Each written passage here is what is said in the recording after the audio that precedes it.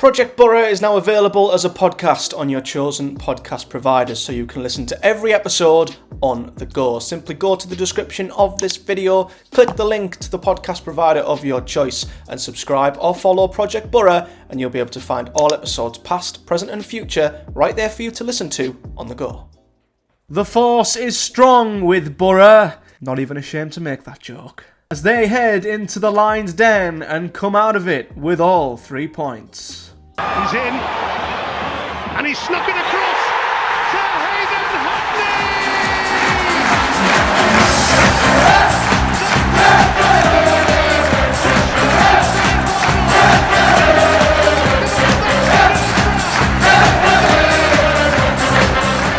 What is up, guys? Welcome to another episode of Project Boro. Today we discuss a fantastic win for the Boro as they headed to undoubtedly one of the toughest grounds you can go to in the Championship, being the Den. Went a goal down after the first 10 minutes, but ended up coming away with a 3-1 victory and all 3 points. And there are so many positives to take away from this performance from Boro, both on and off the pitch. I think, for one, the character to go 1-0 down at Millwall and fight your way back and win in the manner we did is impressive in itself. But not only that, the Boro squad here, you looked at the addition of the new signings, a couple of players back from injury on the bench, and suddenly this Boro squad looks so much stronger and has strength and depth and quality, and we've not been able to say that for such a long time. Taking off Barlasser, bringing on Hackney, taking off Azaz, bringing on Crooks, just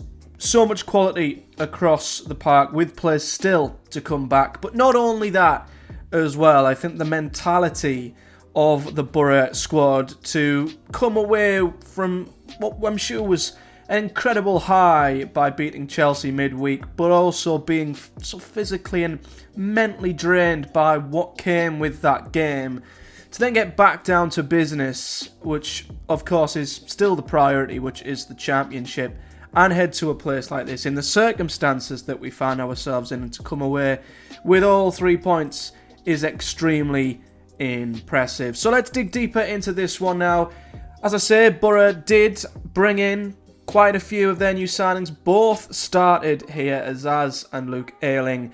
Both started, and our bench looked incredibly strong as well. We will discuss the overall team and the squad and the substitutes a little bit later, but instantly, as soon as the team sheet dropped, I looked at it and I thought, this is more like it from Boro. This is a Boro side that I think we've been waiting to see for such a long time. We've had to ride such a long, bumpy road of injuries and getting one player back, losing another. And don't get me wrong, there was still a couple of players who were out, who were missing for this game. But just to see the strength and depth that we now had available, knowing that more players will be back pretty soon, and the fact that they all pretty much had such a positive impact, there was a huge feeling of reassurance to see what this Boro team could be, and how well I guess we've done without these players, and how well we could do now we've got them back. And I've said, barring a striker, I think a fully fit, full-strength Boro team with the players we've got at our disposal could be a real threat and should get playoffs, in my opinion. And I think we saw the first signs of that, the first signs that Boro are getting over this tough, busy, injury-ridden spell, and can hopefully be coming out the other side now with a fitter, stronger, deeper squad with more quality, which can hopefully now put a run together and properly well establish ourselves in the playoffs. So the first half, though, I've got to say, first 10 minutes had me a little bit worried. A lot of credit has to go to Millwall and how they started this game. I actually think Boro were maybe caught out a little bit by Millwall and how aggressive they were in the first 10 to 15 minutes. Boro could not get out of our own half. Their press was so strong, so intense, so well executed, I was really, really worried in the opening couple of stages of this match. And there was a lot of me that thought, well, this is typical of Boro. We follow up again like Chelsea with this. But it wasn't just the fact that I think we started a bit slow. Took us a bit of time to get going. I think a lot of credit has to go to Millwall. And the fact that they didn't let us get into our groove. They didn't let us settle at all. And they had a real period of early dominance. And they made it pay to a certain extent, but I don't think they made it pay quite enough. They did, however, take the lead on the 10th minute. Joe Bryan, the left-back, with the goal. And, yeah, it was a very well-worked goal. Good ball out to the right-hand side. Ryan Longman, who I've got to say was absolutely outstanding for Millwall and probably gave Lucas Engel one of his hardest games in a Boro shirt since he come in. Had him on toast for most of the game, put in a good cross, headed clear by Dale Fry right into the path of Bryan, who I believe took this with his weaker foot. And an unbelievable side-footed finish into the bottom corner, and it was the least Millwall deserved. Just by how they started this game, it was just constant pressure, constant intensity, and we couldn't handle it in that first 10 minutes. And Millwall kept it up, even after they'd scored their opening goal. Boro still could not get a grip on the game at all. But this was the period where I think Millwall had to take advantage. They had to get that second goal, because if they'd have got that second goal, I think it's game over. I don't think Boro come back to win the game from that position. And they had a glaring opportunity. A glaring opportunity. I think it was a corner. It might have been a cross or a corner that come in from the left-hand side. Flicked on, I believe. And it may have been Cooper, I want to say, the number 5, who had an open goal pretty much from 2 or 3 yards out. Pretty much point blank. And he catches the bar. It flicks off the top of the crossbar and goes over the bar. And Boro get away with it. We get away with it, I would say, in that moment. And definitely should have been 2 goals down. Millwall continued to just pile the pressure on. They were throwing balls into the box left, right and centre. I think they hit the side netting with Watmore. Loads of opportunities. Just couldn't quite get that second killer goal, which we know fine well what it's like to waste chances. And it was a bit like Chelsea. It seems like the shoe's been on the other foot recently, which I'm not complaining about personally, to see the opposition be the ones who are wasteful for a change. But Millwall didn't take their opportunity, and inevitably they ran out of steam. A little bit, I would say.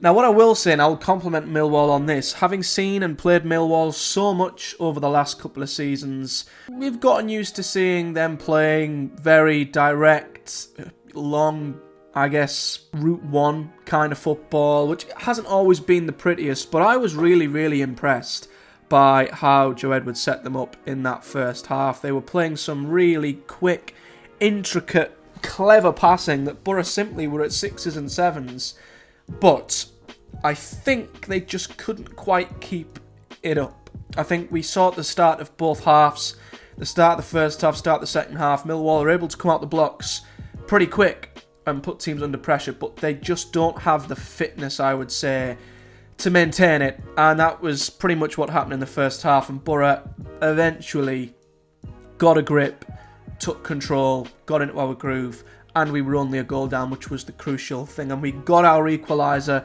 on the 38th minute, courtesy of Lucas Engel's first for the club, which was absolutely fantastic. Some great play down the right-hand side, good combination play between Ayling and Isaiah Jones. Ayling does well to keep the move alive. Jones plays the ball across. In fact, this was an earlier move that I'm thinking of. This was a move which Boro should have scored from, actually. Because, yeah, it was played down the right-hand side. Azaz squared it to Morgan Rogers, and he should just dink it over the goalkeeper.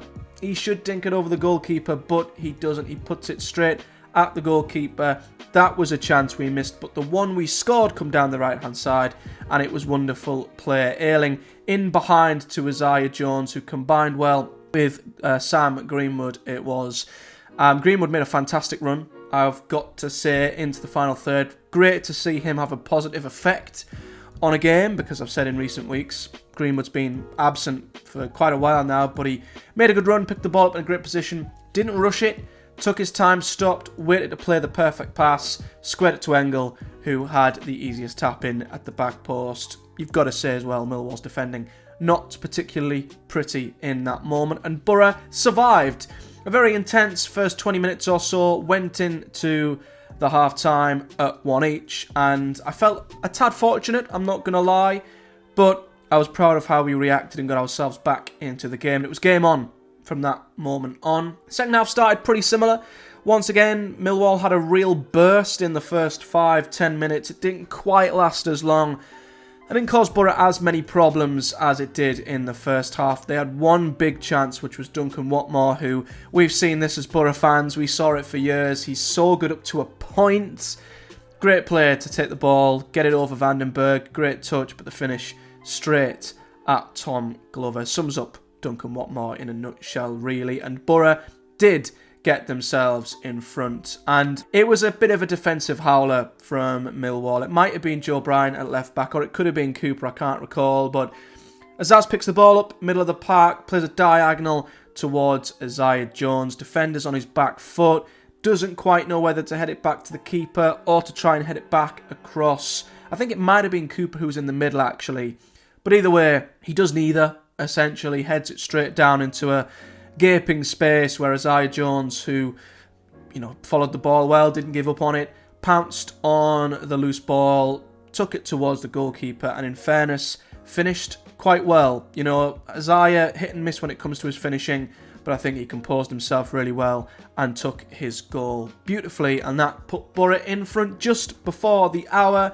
And despite Millwall huffing and puffing throughout the second half, they never quite had the level of creativity and intensity that they had in the first half. They just gradually dropped off, huffed and puffed here and there. Boro, for a change, were able to make substitutions of quality, which was amazing to see. As I say, bringing on Matt Crooks for Azaz, Hackney for Barlasser, Matt Clark come on as well as the big one, Marcus Forss. Oh my God. I was just so delighted to see Marcus Forss back. He's been out since the middle of October. Obviously, he, as I've said on the channel in various other videos, is a potential player who can play up front forwards. He's one of the best, and I'm going to say this quite a bit, and it's not because he's from Finland, but I'm going to get the pun out the way now. He's one of the best finishers at the club, alright? I've got it out the way. But he is a candidate who can play up front for us when we are looking for a number 9, as I've said. And he come on towards the end of the game, got put up top in that number 9 position, and proved why he is, I think, the best finisher at the club. Despite being usually deployed on the right-hand side, he was through the middle here, and yeah, it was a great ball from Luke Ayling, forward towards Morgan Rogers, who brought it down, played the ball across to Forss, who drilled it into the far corner. And it's something Boro did extremely well in the second half, because Millwall were very, not naive, but they pushed the ball forward quite a lot. They were bombing their wing-backs high and wide, left Boro a lot of space down the sides of their centre-backs at times, and we did well to capitalise when the time was right, and this was one of them where Marcus Forss picks it up. And yeah, no one else, I don't think, in the team puts that as neatly and as tidily and as perfectly into the far corner. And seeing Forss return and get himself on the score sheet was the icing on the cake. And to have the options back in the squad, have the quality coming off the bench and doing this, it just brings me nothing but positivity and optimism and excitement for what this Boro team can achieve. It's, yeah, not a far cry from where we've been of late, 'cause I still think we've played extremely well and gotten some really good results, but there was just an aura of reassurance about this victory, an aura that we were just in control. We were always going to just have that extra bit of quality coming off the bench to make the difference if we needed it. And if things weren't going well, we had the options to change it. And yeah, Millwall weren't able to live with it on this occasion. Had their opportunities, it's got to be said. Had a period where I think they could have, should have killed us off, but they didn't. And this was a Millwall side who'd won 3 in a row and were one of the form teams in the league. They were tamed by the Boro. The Lions were tamed today. So, looking at the Boro squad, and I'm actually going to swap over to Sky Sports here so you can see not only our glorious lineup, but our glorious bench as well. So we had Tom Glover in goal, of course, with Sonny Dieng still out injured. Luke Ayling comes straight in for his debut after, of course, joining on loan from Leeds United. We had Dale Fry and Rav Vandenberg in the centre of defence. Lucas Engel out on the left-hand side. Zai Jones was on the right with Howson and Barlasser in the middle. Not too sure how it worked. There was a lot of rotation going on, but Greenwood and Rogers kind of swapped from being the quote-unquote striker or false nine at the top, whatever you want to call it, with Azaz sat behind in the number 10 position. And then you look at the bench, it is such, as I say, a far cry from what we've had to deal with. So Jamie Jones was the backup goalkeeper. Matt Clark's on the bench. We had Hayden Hackney on the bench. Alex Gilbert, a returning Marcus Forss. Matt Crooks, a returning Lewis O'Brien. Callum Kavanagh and Bolongo as well. And you think we've got Silvera, McGree on international duty. Coburn was missing here, although we were told that's nothing serious. He was just given a rest here. So Coburn's to come back in. There's Latilath. Dykesteel's not far off as well. You know, Latilath hopefully, well, we think him and Bangura will be a couple of weeks away. But yeah, we are now maybe down to 4 or 5 players injured and a couple on international duty. But even then, this Boro team looked so much better than what it has done, and I think it showed on the pitch. So running through it quickly, Tom Glover, I thought was outstanding once again. When called upon, made some really good saves, continues to be a very safe, solid pair of hands, and is, I can't believe I'm saying this as the chairman of the Sonny Dieng fan club, but he is making such a big case for keeping that position, and Sonny's going to have to really bust a gut to get back into this team, and that's credit to Tom Glover. He's been outstanding. The defence was great as well. Got to talk about Luke Ayling. What a debut for him. Obviously, come from Leeds on loan, suffered an injury this season, was thrown straight in from the start, and it just, the balance looked so good having a natural right back in that position. He was extremely solid defensively, worked well with Isaiah on the right hand side. He'd overlap and bomb on when the opportunity arisen, which we didn't always get from Rav and the likes when they played at right back. He's natural, he's confident in getting forward, and he also is a pretty good crosser and played obviously a very good ball in field for our third goal, and I think is everything we're looking for in a right back. He's experienced, he's solid, but he's also quite good going forward too. So yeah, for me, Luke Ayling, smashing debut. Was a bit shaky to start with, but I am, very happy with him so far. Centre-backs did well. I think Rav and Fry dealt pretty well with what was thrown at them here today. Obviously not a clean sheet, but Millwall put so many balls into the box. Fry and Rav had to be very focused defensively. They headed and cleared pretty much everything that come their way. Lucas Engel, I think, obviously his rating is held up by a goal, but he had a tough game today. It's probably not the worst, I don't want to say the worst Lucas Engel's played, but it was probably one of his toughest games of the season. You know, Longman was a nightmare down that right-hand side, as was Watmore, and I think Engel did struggle at times, but I'm delighted to see him get his first goal, and it's just a bit of a blip for him today.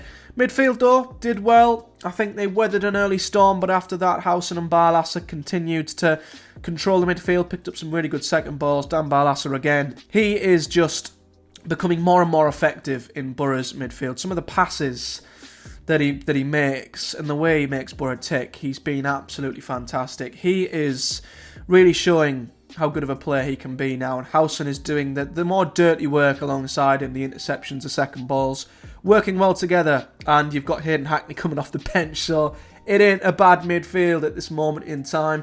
Isaiah was good down the right hand side, once again really threatening. I thought combined well with Luke Ayling down the right hand side and took his goal exceptionally well. It was a wonderful composed finish from Isaiah, which we can't always say. On the other side, Sam Greenwood, listen, a good assist from Sam Greenwood, a very good run to the byline, did well to play the ball across to Engel. However, once again, off the ball and defensively, Sam Greenwood is a problem for this Boro side, because I think a lot of the reason as to why Engel was struggling was because he was getting no support by Sam Greenwood at all. I think very, very early on, even before Millwall scored, they had an overlap on the right-hand side, and luckily for us, Watmore's ball out wide was too heavy for Longman, it might have been.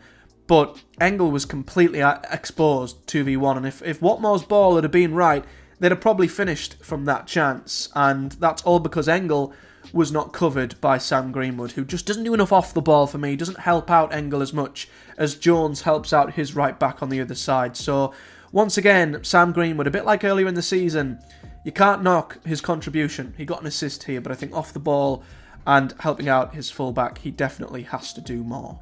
Up front, Azaz, I thought looked fantastic. What a signing we've got here. I just watched him, and what a footballer we've got on our hands here. He floats across the pitch so effortlessly. He's just one of them footballers who you just enjoy watching on a football pitch. You know, his passing range was fantastic, his composure on the ball, the way he picks up space. He's going to get so many goal contributions for us this season, and should have had an assist as well if Rodgers hadn't have fluffed his chance early on. So for me, again, another fantastic option in the attacking third, and another really promising debut from another one of Boro's new signings. And then finally, we had Morgan Rodgers, kind of up front, kind of not. Him and Greenwood, as I say, were swapping. Now, there was obviously, I think, definitely, especially when we were under pressure, you could see we needed a centre-forward, a focal point, someone up front where the ball could stick. So, yeah, I still stand by the idea that we need a centre-forward on the pitch. But I think Rodgers did pretty well up in that position today. Of course, he performed really, really well. He's so good on the ball, so good at picking it up and driving at the opposition. He's such a good ball carrier. It doesn't always come off for Rodgers, but he's such a good threat, and if he just gets more and more consistent, he's going to be such a great player for us. And of course, should have had a goal, got an assist as well. Another fantastic performer out there. And as I say, we can't knock the substitutes, like Matt Crooks coming on, Hackney coming on, Clark coming on again, did so well at the back, Forss coming on, getting his goal. He could be the answer to our striker problems if we can't buy one in January. So to have Forss back is huge, and I think if you're Lath or Coburn, you're watching out, because Forss might be about to take your position. Quick look at the stats and momentum. As you can see here, Millwall had prolonged spells where they just simply didn't capitalise on their pressure. Boro pretty much did when we had our opportunities. We are outpossessed by Millwall, which was a surprise, but I think that's a compliment to how Joe Edwards has got this Millwall team playing. But our XG was far superior, 2.15. We overachieved that and overperformed it, scoring 3 goals. Millwall pretty much performed as they maybe should have done with their XG, but as I say, they missed a glaring opportunity to make it 2-0. Shots on target were pretty even, as were big chances missed. As you can see, it was a tight game for the most part. Boro were the more clinical for a change, and looking at how that affects the league table, it's actually been a pretty good weekend for Boro, because it puts us within 1 point of the playoffs. Coventry sit in 6th at the moment, 1 point ahead of the Boro, and then you've got Sunderland and Hull just in between us. Hull ahead on goal difference, Norwich just behind, Preston, Cardiff as well. I don't quite count them as teams that will consistently fight for the playoffs, and you might probably not even count Watford or Bristol City in that argument either. So I think you're looking at Norwich, Boro, Hull, Sunderland, Coventry, West Brom fighting for them final 2 playoff positions. But yeah, a great performance today, a massive win for Boro, 1 point off the playoffs, very, very positive. And as I mentioned at the start, it wasn't easy coming off the high of Chelsea to readjust, get back to business and deliver that kind of performance, especially in a place as tough as Millwall after you go 1-0 down. So a big tick off the box for Boro. And we also have a week off now to give the players probably their first...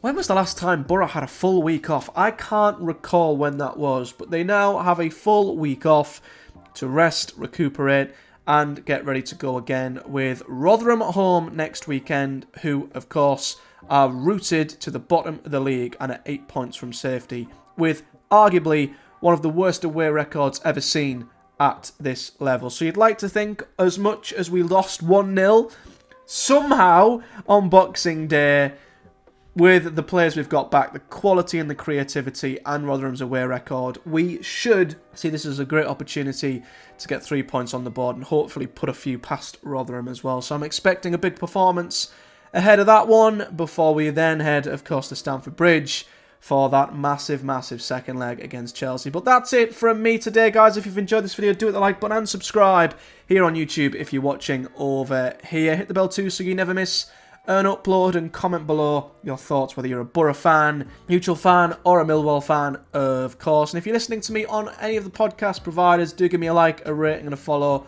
over there. But until next time, guys, a big thank you for watching. Do take care, and I'll see you all in the next one.